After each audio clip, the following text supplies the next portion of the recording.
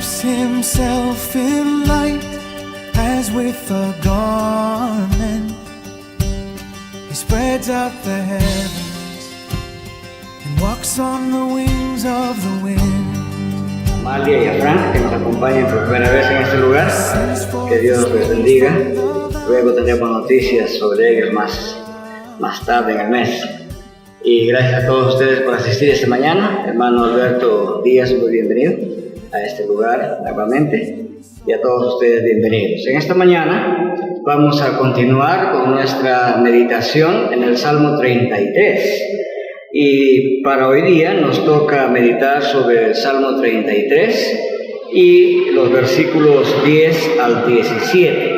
Así es que les pido por favor que vayamos a nuestras Biblias y busquemos el Salmo 33, versículos 10 al 17. Mientras ustedes buscan en su Biblia esta lectura, quisiera enviar un saludo a todos nuestros hermanos en Cristo en Costa Rica, en México, en Argentina y en algunas otras partes del mundo, Ecuador y Colombia, que nos escuchen constantemente sobre estas meditaciones de los Salmos. Saludos a todos ellos y les enviamos de aquí un saludo cordial de parte de nuestra pequeña congregación. Dice así la palabra de Dios en el Salmo 33, versículos 10 al 17. Jehová dispersa el consejo de las naciones y frustra las maquinaciones de los pueblos. El consejo de Jehová permanecerá para siempre, los pensamientos de su corazón por todas las generaciones. Bienaventurada la nación cuyo Dios es Jehová, el pueblo que él escogió como heredad para sí. Desde los cielos miró Jehová, vio a todos los hijos de Adán. Desde la morada de su trono miró sobre todos los moradores de la tierra y formó el corazón de todos ellos. Atento está a todas las obras de ellos. Un rey no se salva por la multitud de su ejército, ni el gigante es liberado por la naturaleza de su fuerza. El caballo es un engaño para la seguridad, no librará por la grandeza de su fuerza. Que el Señor bendiga su palabra. Oremos. Padre nuestro, le suplicamos que por su gracia y misericordia bendiga esta mañana a cada uno de nuestros hermanos en Cristo que oyen este mensaje de su palabra. Y en especial le suplicamos, oh Padre, que aquellos que por primera vez en este mundo escuchen esta palabra suya puedan llegar a la convicción de que no hay ningún poder fuera de Dios capaz de derrotar a su iglesia. Y le suplicamos, oh Padre, que en ese gran poder y misericordia que usted tiene con su iglesia, preserve la vida de todos los hermanos de Cristo en esta tierra, y en especial en este lugar donde estamos reunidos hoy, en esta mañana, en Cristo Jesús. Amén. Bien, hermanos, este Salmo 33, que es un poco largo, nos va a tomar unos 5 sermones por lo menos, es el número 3, es el tercer sermón sobre este Salmo. Y como ustedes se habrán dado cuenta, este es un Salmo de celebración. Aquí hay un llamado en el Salmo a la congregación de Dios, al pueblo de Dios, a celebrar la victoria, la fortaleza, la grandeza y la providencia de Dios. Celebrar esa providencia y poder de Dios aun cuando el pueblo pueda ser perseguido. Ese es el mensaje de este Salmo. En esta parte del Salmo habla acerca del gobierno que Dios ejerce sobre la totalidad de las naciones de este mundo. El Dios de providencia es un Dios que no solamente gobierna los que llamamos fenómenos naturales nosotros. Dios gobierna también lo íntimo de la política de los estados de este mundo. Los cristianos tenemos una visión muy clara, una cosmovisión muy clara de que no hay nada en este mundo que escape al control permanente de Dios. Si Dios es creador y Dios tiene providencia en esta creación, entonces Él no solamente puede, sino que conoce lo que pasa en la tierra. Es más, conoce lo más íntimo que pasa en la mente de cada ser humano. Es importante tener esa noción de esa realidad del poder de Dios.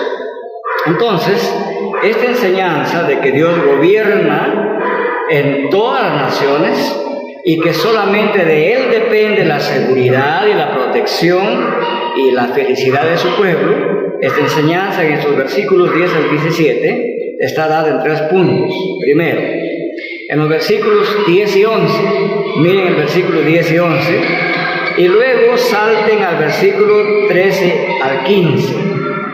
En estos versículos nos enseña en primer lugar que Dios está en el control del consejo de las naciones, de los acuerdos de las naciones, de lo que las naciones están planeando en toda la historia humana. Y luego en el versículo 12, que es el versículo central en el pasaje, nos enseña en segundo lugar que la elección de Dios, es decir, el hecho de que Dios haya elegido a un pueblo, esa elección es la garantía de felicidad para su pueblo, la garantía de protección. Dios elige un pueblo, Dios lo protege, lo preserva por la eternidad.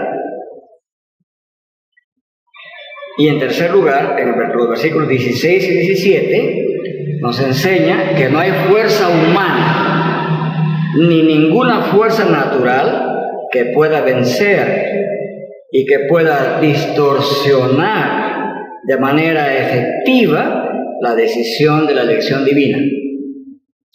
Es decir, las decisiones de Dios se mantendrán firmes de generación en generación.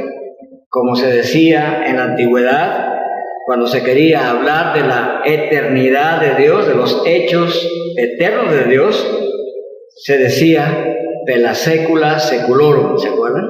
Por los siglos de los siglos. Eso significa. Bien, entonces vamos a ver esas 3 enseñanzas. Dios está en el control del Consejo de las Naciones. La elección de Dios es garantía de felicidad y protección para su pueblo. Y no hay fuerza humana que pueda vencer la decisión de la elección divina. Sobre eso descansamos como pueblo de Dios. Veamos el primer punto entonces, versículos 10 y 11 y 13 y 15. En el versículo 10 nos dice: Jehová dispersa el consejo de las naciones y frustra las maquinaciones de los pueblos. Y en el versículo 11, el consejo de Jehová permanecerá para siempre, los pensamientos de su corazón por todas las generaciones. Y luego el 13, desde los cielos miró Jehová y vio a todos los hijos de Adán. Desde la morada de su trono miró sobre todos los moradores de la tierra. Y en el 15, Él formó el corazón de todos ellos. Atento está a todas las obras de ellos. Los salmos son poesía y están escritos de una manera que, aunque no tengan rima fonética, o sea, que los sonidos no rimen como en la poesía hispánica en general, en los salmos y en la poesía hebrea en general, la rima no es fonética, no tiene que ver con sonidos. La rima es de equivalencia lógica. Es decir, el salmista propone una tesis y luego propone las razones que explican esa tesis. Voy a hacer claro aquí. La tesis está en el versículo 10. Dice, la tesis es una afirmación acerca de una veracidad, acerca de un hecho. Y dice el versículo 10, Jehová dispersa el consejo de las naciones y frustra la maquinación de los pueblos. Y ese consejo de Dios permanece para siempre, y los pensamientos de su corazón permanecen por la sécula seculorum, por los siglos de los siglos. Esa es la tesis. Esto es un hecho que describe el poder, el plan y la mente de Dios para la humanidad y para la historia de esta creación. Eso es lo que Dios puede hacer. Dios dispersa o frustra el consejo de las naciones. Dios desbarata sus maquinaciones. Esos consejos de las naciones tienen duración muy corta, pero la palabra o consejo de Dios durará de generación en generación. Esa es la tesis de este salmo. Eso es lo que es nuestro Dios. Y luego los versículos 14 y 15 se nos dan las razones de por qué esto es así. Entonces, en los dos primeros versículos tienen su paralelo en los versículos, o sea, versículos 10 y 11, tiene su paralelo en el versículo 14 y 15. Las razones de cómo es posible que Dios puede trastornar el consejo de las naciones, cómo es posible que Dios puede desbaratar sus maquinaciones, cómo es posible que el consejo del ser humano tiene corta duración y el consejo de Dios es eterno. ¿Cómo es posible esto? Y el salmista expone las razones en los otros versículos que son el 14 y 15. Dice así: desde la morada de su trono miró sobre todos los moradores de la tierra. Él formó el corazón de todos ellos, de todos los hijos de Adán, de los hombres en general. Atento está Él a todas sus obras. Esto nos muestra la imagen de un Dios completamente omnisciente, es decir, conoce todo. Es la imagen de un Dios constantemente activo. El Dios de la Biblia no es el Dios de los mitos, que está peleando, emborrachándose, buscando mujeres y distraído. El Dios de la Biblia no está presentado de esa manera en ninguna parte de la palabra de Dios. Es un Dios que está activo, pero es un Dios que está activo, que también al mismo tiempo gobierna. Aquí se menciona el término trono. Dios mira desde su trono sobre todos los moradores. Dios mira desde su morada. O sea, el cielo es la morada de Dios. Desde ahí la idea de trono es de ahí ejerce gobierno sobre esta tierra. O sea, Dios es un Dios activo y activo para gobernar este mundo. Los cristianos no creemos que el mundo marcha a la deriva. Los cristianos no creemos que los hombres pueden hacer lo que quieran de manera persistente y eterna en este mundo. Nosotros sabemos que toda decisión humana siempre será temporal. La historia demuestra esto. La manera fácil de demostrar esto es la siguiente. En el Perú y hemos tenido muchas constituciones. La penúltima, ¿cuál ha sido? Del año 93. Esa es la última. La penúltima del año 79, ¿verdad? Cuando terminó el gobierno en el Perú del general Bermúdez e inició el nuevo gobierno democrático de Belaúnde Terry.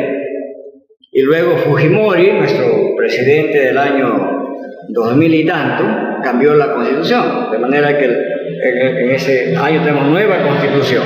Entonces, una constitución expresa el consejo de una nación, el consejo de los hombres, es la voluntad de los seres humanos de cómo se han de gobernar en general, cómo debe ser su economía, cómo debe ser su defensa, cómo debe ser el derecho fundamental de las personas de este estado.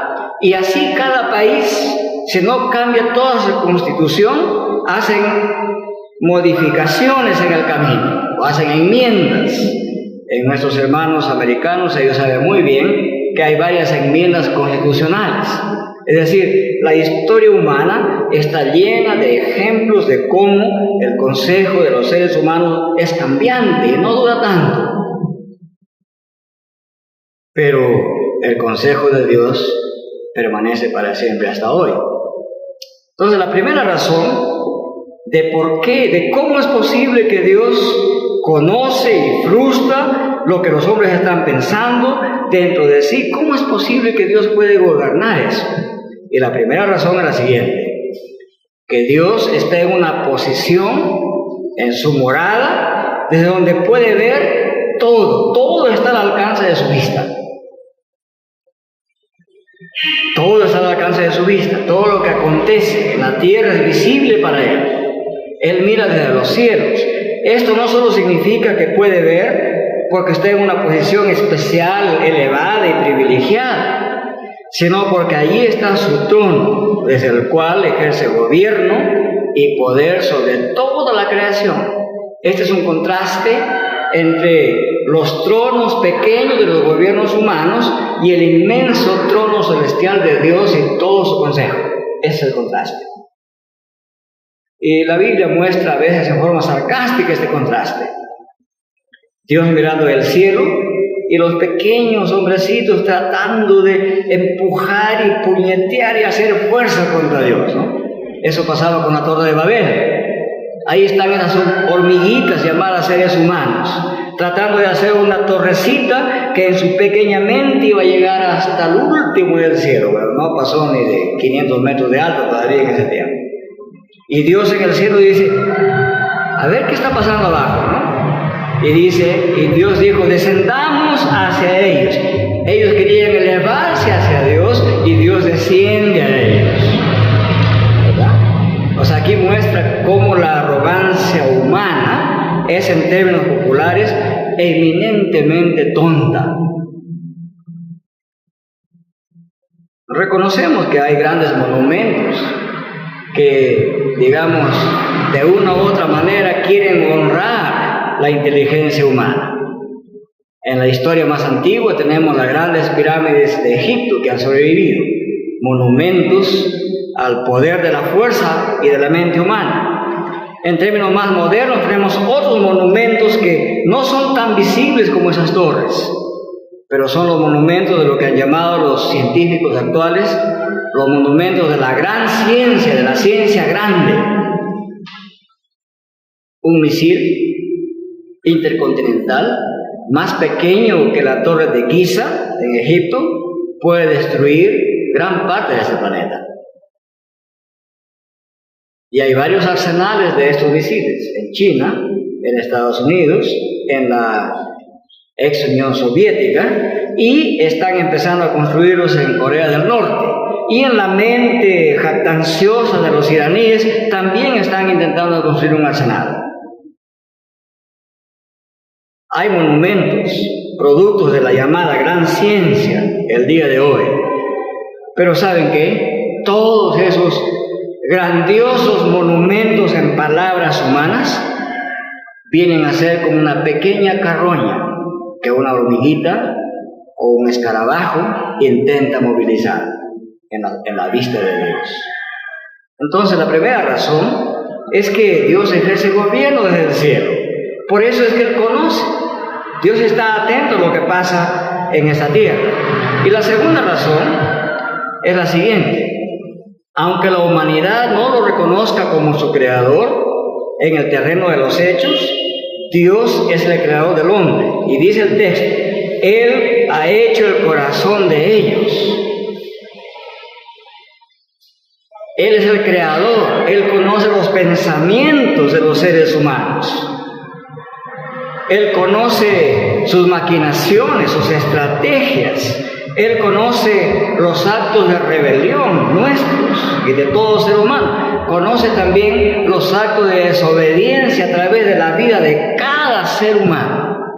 Porque Él ha hecho nuestros corazones. La idea es, bueno, Dios ha hecho a todo el ser humano en su totalidad. Pero este texto quiere decir que como Él es su hacedor, Él es su creador, lo conoce íntimamente. Esa es la segunda razón. Como Dios es creador, conoce a sus criaturas y las conoce bien, de manera que es fútil y vano y fuera de sí para un ser humano intentar tramar algo a escondidas de Dios. No es posible que el ser humano esconda sus pensamientos. Saber esto es liberador como pueblo de Dios, porque esto significa que el pueblo de Dios jamás ha podido, ni puede, ni podrá ser aniquilado por ninguna fuerza humana.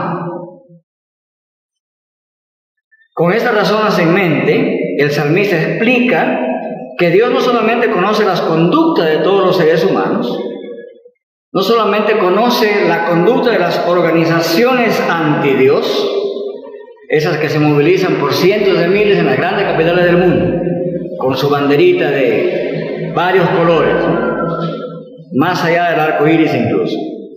Él conoce también las legislaciones inmorales de todo gobierno.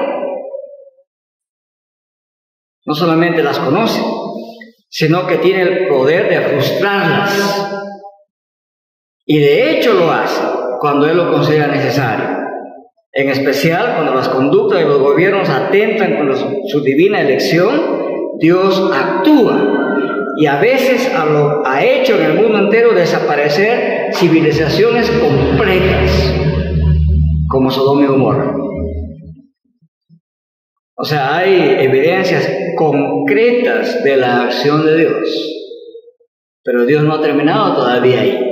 Son pequeños ejemplos de lo que un día pasará. Más adelante veremos eso.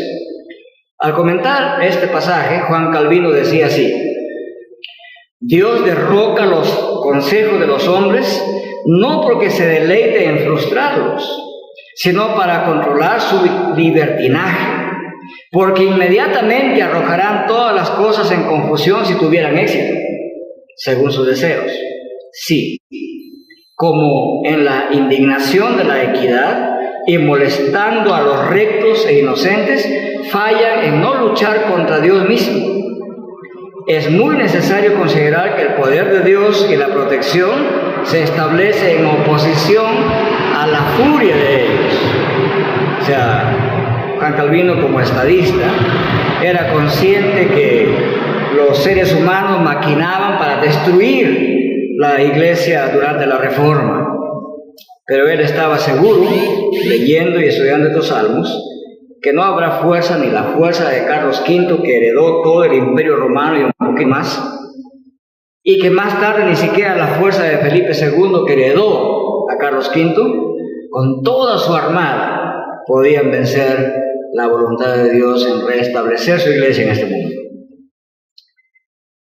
El versículo 11 es un versículo de consuelo para nosotros. Dice: el consejo de Jehová permanecerá para siempre, y los pensamientos de su corazón pela secula seculorum, por todas las generaciones, por los siglos de los siglos. Hay varios ejemplos para mostrar cómo Dios ha trastornado estos consejos y Él ha permanecido firme. Un ejemplo claro en la Biblia está escrito en Éxodo 14, versículos 1 al 30. No vamos a leer todos los versículos, pero en ese capítulo 14 de Éxodo, ustedes pueden ver la acción de Dios y la acción de un rey que se creía el Dios de la tierra, el rey de Egipto. Había permitido por la fuerza de Dios que el pueblo saliera de Egipto. El pueblo ha salido y está frente al Mar Rojo, hacia adelante, y hacia atrás está el inmenso ejército numeroso del faraón. En el pensamiento de quien capitaneaba ese ejército, la cosa era clara: no pueden pasar el mar, están aniquilados. ¿Qué harían tantos miles de hombres, mujeres, niños, burritos y animalitos contra un ejército del imperio más poderoso de la tierra, bien entrenado para la guerra? O sea, ustedes pueden imaginarse lo que estaba pensando este general que perseguía al pueblo de Dios. En su mente estaría la idea: pobrecitos, son carne de cañón, ¿verdad? Pero el consejo de Jehová permanece para siempre, y Él frustra las maquinaciones de los hombres. Y entonces toda esa parte del ejército egipcio se ahogó en el Mar Rojo. Dios los bautizó por grande inmersión en ese día. Todos fueron ahogados, y probablemente sea la única inmersión que se ve en esta parte del Antiguo Testamento. Dios frustra el consejo de los hombres y sus maquinaciones, y Él derroca los pensamientos inicuos de los hombres contra su pueblo. y Dios permanece para siempre. Hace un par de décadas y un poco más visité el Museo Británico, y una cosa que me causó profunda impresión y tristeza fue ver a un ex rey de Egipto que estaba acostadito en el museo, puros huesos y pellejo, y unos pelos medio rojizos en su cabeza. Y uno se imagina, y este grupito pequeño de restos que yacen aquí en este museo, en un momento cuando ese pequeñito grupito de restos humanos era un hombre pomposo, bien vestido y con tantas alaracas en su boca, miren cómo termina el ser humano. Me causó gran impresión. Y es que a veces cuando uno vive, tiene tanta arrogancia que no piensa que un día va a terminar esa vida. Y terminará ahí, como ese rey de Egipto. Un segundo ejemplo. Esto es más cercano a nosotros, el ejemplo de un hombre que se creía que él podía perseguir a la iglesia y que podía pedir permiso a las autoridades y viajar varias decenas de kilómetros, más de 85 kilómetros de Jerusalén a Siria, para perseguir a los cristianos, arrastrarlos, meterlos en la cárcel y exterminar a ese grupito de apóstoles y discípulos rebeldes que pertenecían a Cristo, pero que se rebelaban contra la autoridad, no solamente judía, sino también romana, según él. El Saulo de Tarso, ¿verdad? Y sale hacia eso, con esa maligna intención, de la cual él se arrepiente profundamente más adelante en sus cartas. Y como Dios mira desde el cielo, y como Dios conoce los pensamientos de los hombres, como Dios conocía los pensamientos de Saulo, Dios le sale al encuentro, Cristo sale al encuentro, le dice: Saulo, Saulo, ¿por qué me persigues? Aquí hay una identidad plena, completa entre Cristo y su iglesia. Quien persigue al pueblo de Dios se vuelve enemigo de Dios. Y entonces Saulo de Tarso, humillado y temeroso, responde a esa pregunta: ¿qué quieres que haga yo, Señor? Y luego de perseguidor se convirtió en uno de los apóstoles que más trabajó para la universalización de la iglesia de Cristo. Y él puede decir más adelante que desde Ilirico y por toda Asia, Ilirico es Albania de hoy día, por toda Asia ha llenado todo del evangelio de Cristo. Dios trastornó sus maquinaciones y mucho más. La ironía divina está en que lo convirtió en uno de sus predicadores más famosos que ha tenido el Nuevo Testamento. Así es como Dios obra y actúa. Eso es lo que refuerza este primer punto que queríamos hablar. Es decir, Dios está en el control del consejo, de las naciones y de los seres humanos. Y por lo tanto, ninguna de las acciones de los seres humanos dura para siempre, ni mucho menos podrán destruir el pueblo de Dios. El segundo punto está en el versículo 12. La elección de Dios es garantía de felicidad para su pueblo. El versículo 12 del Salmo 33 dice: bienaventurada la nación cuyo Dios es Jehová, el pueblo que Él escogió como heredad para sí. En primer lugar, este salmo declara que el pueblo de Dios le pertenece a Él, que es su heredad, que es su tesoro apreciado, precioso, que es una nación santificada para Dios. Y la palabra bienaventurada aquí significa ser bendito, bendecido, ser feliz. Eso significa ser bienaventurado. Con razón, Calvino, cuando comenta este versículo, dice lo siguiente: el profeta, por lo tanto, al proclamar que son bendecidos quienes Dios recibe en su protección, nos recuerda que el consejo que acaba de mencionar no es un secreto que permanece para siempre oculto en Dios, sino que se muestra en la existencia y protección de la iglesia y puede ser contemplado.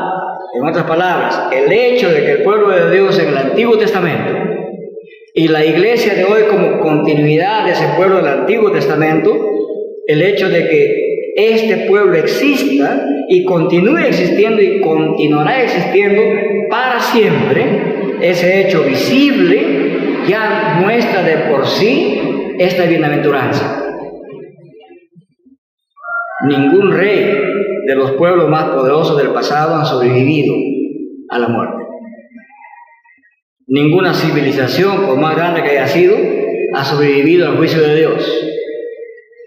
La iglesia de Cristo sigue en pie. La iglesia de Cristo es como un monumento visible de este hecho que Dios ha derramado su bendición sobre ella. Por lo tanto, es bienaventurada la iglesia de Cristo porque sigue existiendo constantemente, aunque cualquier otro monumento de la historia humana haya desaparecido. Cristo mismo anunció a sus discípulos una vez que las puertas del Hades no prevalecerán contra la iglesia de Cristo. Las puertas del Hades significa, en forma figurada, la boca del sepulcro. Significa la muerte, porque la iglesia estaba siendo perseguida ya en tiempos de Jesús y más adelante mucho más, y hoy día también. Y entonces, por más muertos que trague el vientre del Hades, eso no será un remedio para que la iglesia deje de existir. Y eso está bien probado. Un amado hermano de la antigüedad, amigo personal del apóstol San Juan, llamado Policarpo, cuando tenía como 85 años, fue apresado y fue condenado a ser quemado vivo. Pero antes de ser quemado vivo, el verdugo romano lo llamaba a que se retracte de su fe en Cristo.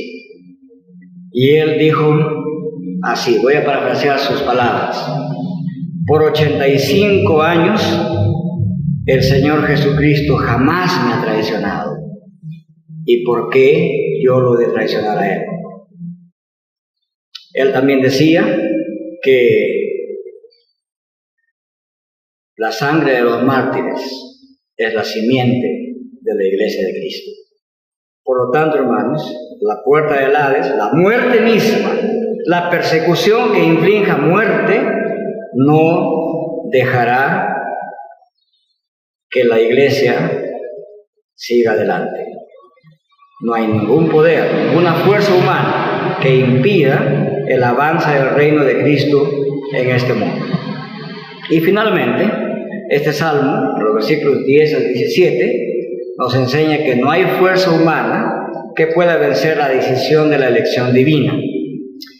Los versículos 16 y 17 dicen así: un rey no se salva por la multitud de su ejército, ni el gigante es liberado por la grandeza de su fuerza.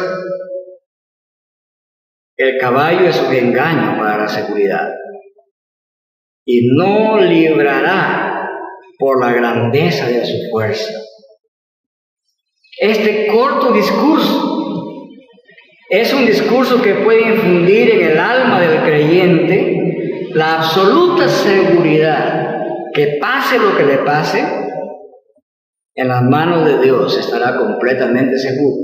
Ustedes saben, ustedes han visto películas seguramente, cuando los ejércitos se enfrentan, y también lo dicen los libros de historia, la historia reciente, la historia épica antigua, incluso la historia mitológica, ¿no? Que antes del enfrentamiento, ¿verdad?, el general o el capitán que está a cargo del enfrentamiento recorre sus tropas, ¿no?, y da un discurso: hoy es el día de la libertad, hoy peleamos por nuestra santa tierra, etcétera, etcétera, ¿no?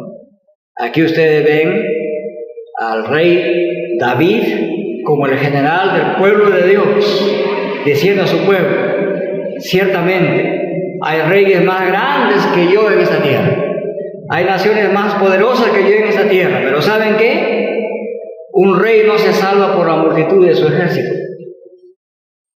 ni el gigante es liberado por la gran fuerza que tenga. El caballo es un engaño para la seguridad, y no librará por la grandeza de su fuerza. Solo Dios puede liberar. las tres imágenes aquí: el ejército, el gigante y el caballo. Estos son los símbolos del poder de ese tiempo. La multitud del ejército, el gigante y el caballo eran los símbolos más visibles del poder de un ejército. En nuestro momento, como dije antes, los misiles intercontinentales que pueden transportar a miles de kilómetros grandes cabezas nucleares, los ejércitos equipados con armas automatizadas con alto poder destructivo, los satélites que se están construyendo con potencial de usar armas nucleares desde la altura de la Tierra. Todos estos son símbolos de la inteligencia humana, pero también de la arrogancia humana.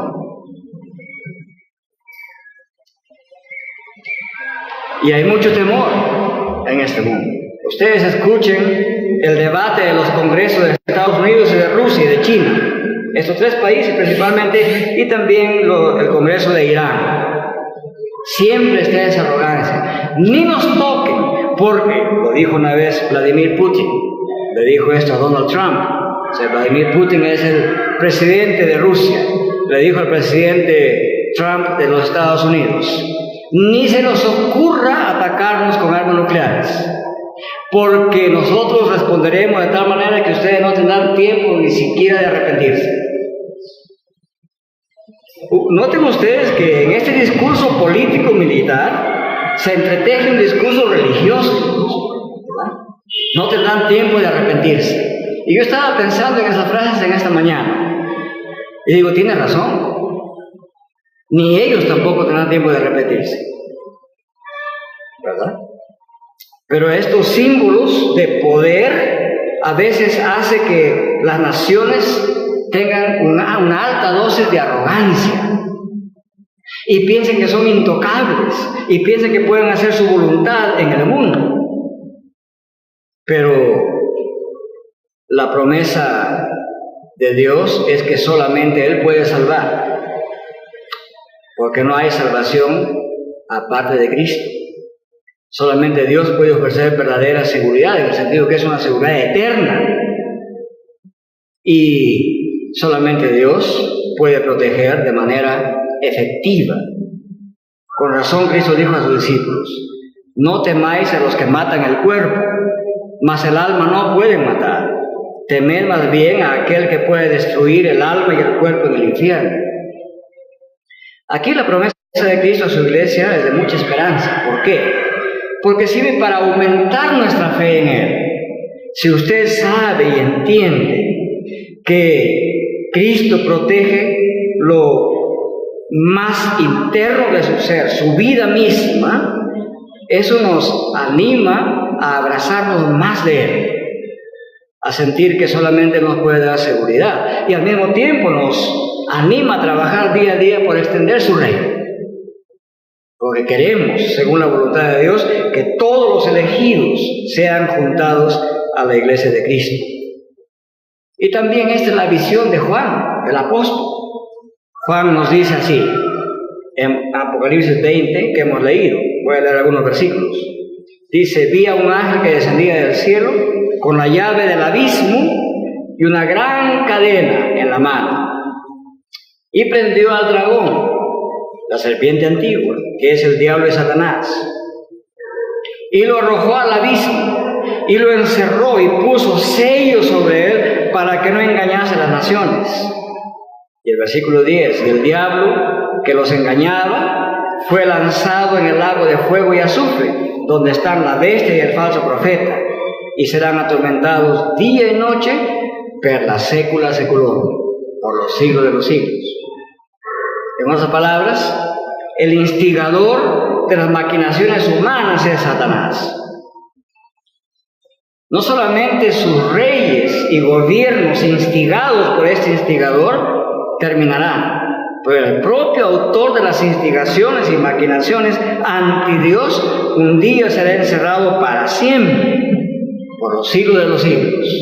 mientras que la iglesia de Cristo se convierte en la gran ciudad de Dios, donde Dios mismo habita con ellos. Así que, hermanos, los cristianos somos hijos de Dios por elección. Somos adoptados por elección, y la elección de Dios no podrá ser frustrada jamás. La iglesia de Cristo, formada por los elegidos, jamás podrá ser arrancado de la mano de Dios. Es la promesa de Cristo en Mateo capítulo 10. Por lo tanto, el maligno, el diablo y todos sus seguidores que expresan su maligna voluntad en maquinaciones, legislaciones antieclesiásticas, anti-Dios, legislaciones para que florezca la inmoralidad, todo eso será frustrado por Dios. Todo eso un día acabará. El mal finalmente un día terminará. Y entonces entraremos al reino eterno, donde nunca más habrá muerte, ni pecado, ni hambre, ni miseria, ni tristeza, ni dolor, porque la voluntad de Dios para siempre jamás se habrá impuesto en el mundo, y la iglesia de Cristo bienaventurada estará presente delante de Él. Que el Señor bendiga esta meditación de su palabra. Vamos a orar.